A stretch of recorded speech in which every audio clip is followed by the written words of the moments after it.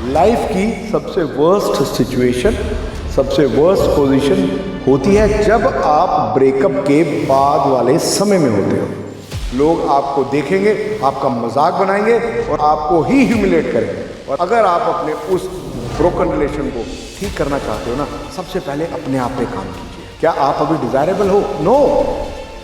क्या आपको कोई देखना पसंद करेगा? नो। क्या आपसे अभी कोई बात करना पसंद करेगा? नो। ये अपनी पर्सनैलिटी पे काम कीजिए। इमोशनली आपको इतना स्ट्रांग होना है कि वो इंसान आपके सामने से निकल भी जाए ना, आपको कोई फर्क ना पड़े, फिर सामने वाले को पता लगेगा कि उसने क्या खोया था। ये एक रिलेशनशिप का बहुत बड़ा साइकोलॉजिकल फैक्ट है जो हमने हजारों लोगों को बताया है और हजारों लोगों के रिलेशन बचे हैं और उनके पार्टनर्स वापस आए हैं।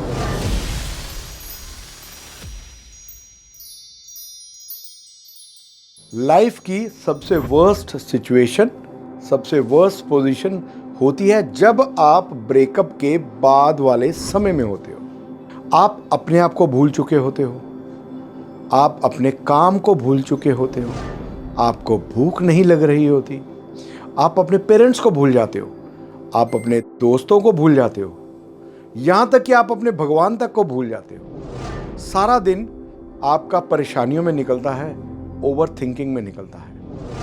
आप ऐसे स्टेटस डालना शुरू कर देते हो जिससे आपकी मायूसी और आपकी नाकामयाबी झलकती है। आपको ये लगता है कि आपकी ये स्टेटस देख के आपके पार्टनर को शायद आप पे तरस आ जाएगा और वो आपके पास वापस आ जाएगा। ये सारा जो सिनेरियो है ना, ये कहीं ना कहीं हमारी मूवी से और हमारे सोशल मीडिया से प्रेरित है।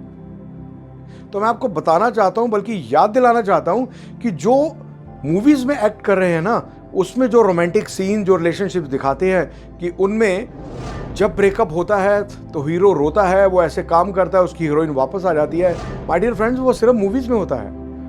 उनको उस काम के लिए पैसे मिल रहे होते हैं, वो उनका प्रोफेशन है।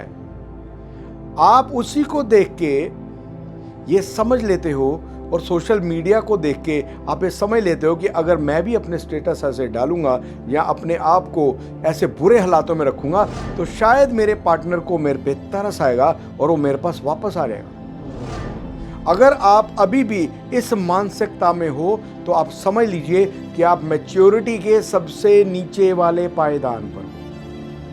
अगर आप चाहते हो ना कि आपका पार्टनर आपके पास वापस आए, तो मैं आपको एक छोटे से एग्जांपल से बताना चाहूँगा कि जब भी आप कोई फ्रूट लेने जाते हो तो आपकी नज़र कौन से फ्रूट पे पड़ती है? जो बहुत शाइन कर रहा होता है, जो देखने में बहुत सुंदर होता है, और उसी को आप हाथ डालते हो और अपने बैग में डालते हो।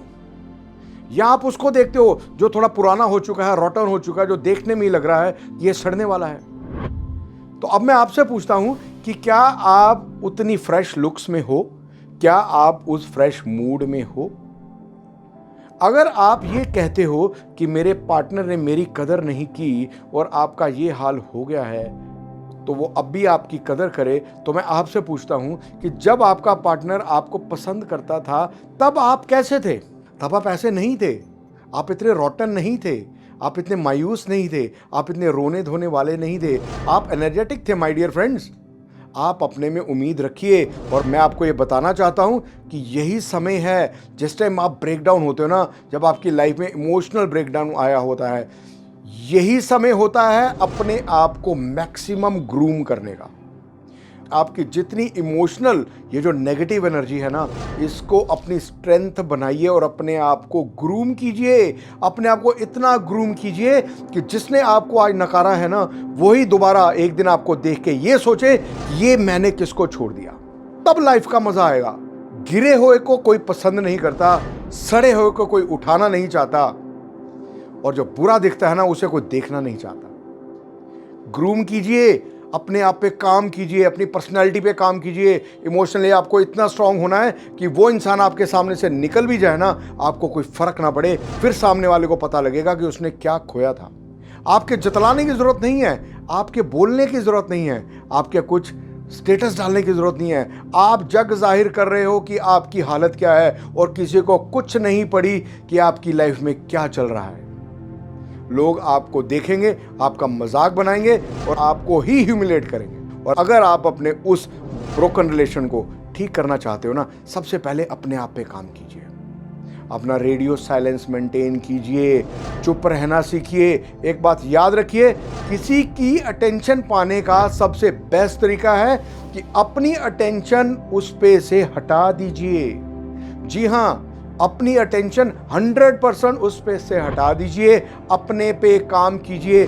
जिस दिन आप उसके बारे में सोचना बंद कर दोगे, जिस दिन आप अपने आप पे काम करना शुरू कर दोगे, आप देखेंगे कि आपके पार्टनर की अटेंशन आपकी तरफ बढ़ना शुरू हो जाएगी। ये एक रिलेशनशिप का बहुत बड़ा साइकोलॉजिकल फैक्ट है जो हमने हजारों लोगों को बताया है और हजारों लोगों के रिलेशंस बचे हैं और उनके पार्टनर्स वापस आए हैं।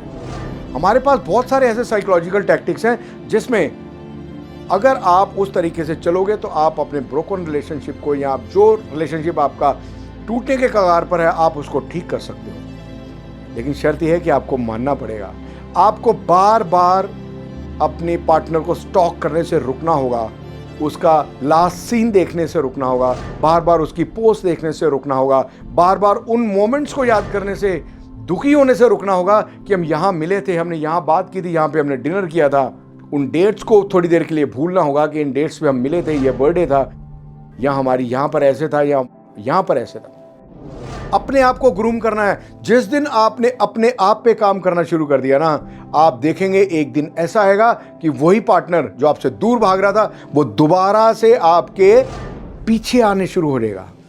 जी हाँ, ये कोई अगेन पढ़ी पढ़ाई बात है, सुनी सुनाई बात नहीं है। ये हजारों लोगों के साथ किए गए साइकोलॉजिकल फैक्टर्स हैं और जिनको अगर आप भी अपनाओगे, अब डेफिनेटली आपको कामयाबी मिलने वाली है। थोड़ा स्माइल कीजिए मेरे दोस्त, ये रोने धोने वाली शक्लें कोई पसंद नहीं करता है। अपने आप को अच्छा परफॉर्मर बनाइए अपनी लाइफ में, अपने आप को थोड़ा टाइम दीजिए, थोड़ा अपनी फिटनेस पे ध्यान दीजिए, अपने खाने पीने पे ध्यान दीजिए, अपने आप को ऐसा प्रोडक्ट बनाइए जो डिज़ायरेबल हो। क्या आप अभी डिज़ायरेबल हो? नो। क्या आपको कोई देखना पसंद करेगा? नो। क्या आपसे अभी कोई बात करना पसंद करेगा? नो। तो इन चीजों को हटाइए अपनी लाइफ से, अपने आप को ग्रूम कीजिए और आप देखोगे कि आपकी लाइफ में कमाल के चेंजेस आएंगे। हमारे ऐसे और वीडियोस को देखने के लिए और ऐसे और मोटिवेशनल वीडियोस के लिए हमारे चैनल को लाइक कीजिए, सब्सक्राइब कीजिए एंड शेयर कीजिए।